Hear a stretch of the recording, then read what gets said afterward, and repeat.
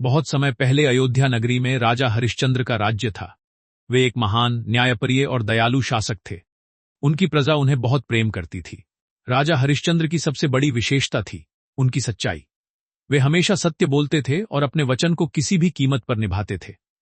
उनकी रानी का नाम तारामती था, जो एक आदर्श पत्नी थी।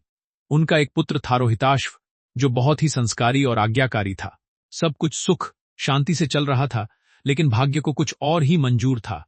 एक दिन महान ऋषि विश्वामित्र ने राजा हरिश्चंद्र की परीक्षा लेने का निश्चय किया। रात के समय वे राजा के सपने में आए और बोले, राजन, क्या आप मुझे दान में अपना पूरा राज्य देंगे? राजा ने बिना किसी संकोच के कहा, ऋषिवर, मैं आपको अपना राज्य दान में देता हूं। सुबह होते ही राजा को अपना वचन याद आया और उन्होंने बिना देर किए अपना पूरा राज्य ऋषि विश्वामित्र को सौंप दिया।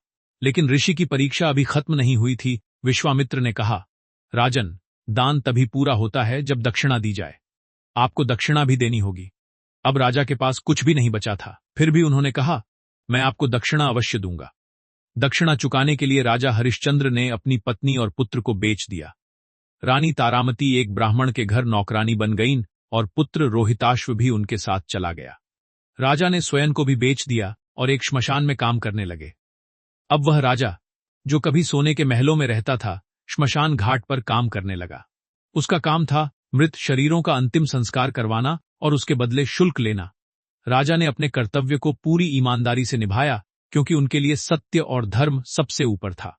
एक दिन एक बहुत ही दुखद घटना घटी। रानी तारामती अपने मृत पुत्र रोहिताश्व का शरीर लेकर श्मशान पहुंची।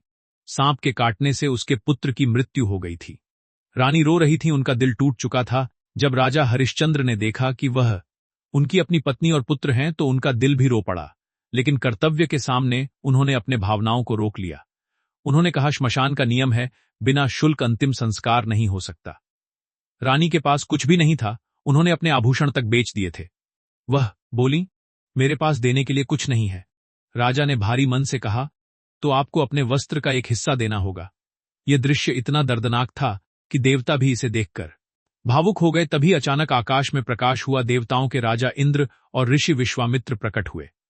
विश्वामित्र बोले, राजन, आपने सत्य और धर्म की सबसे कठिन परीक्षा पास कर ली है।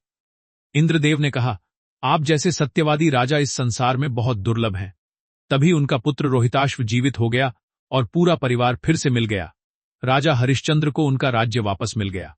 वे फिर से अयोध्या के राजा बने, लेकिन इस बार उनकी महिमा और भी बढ़ चुकी थी।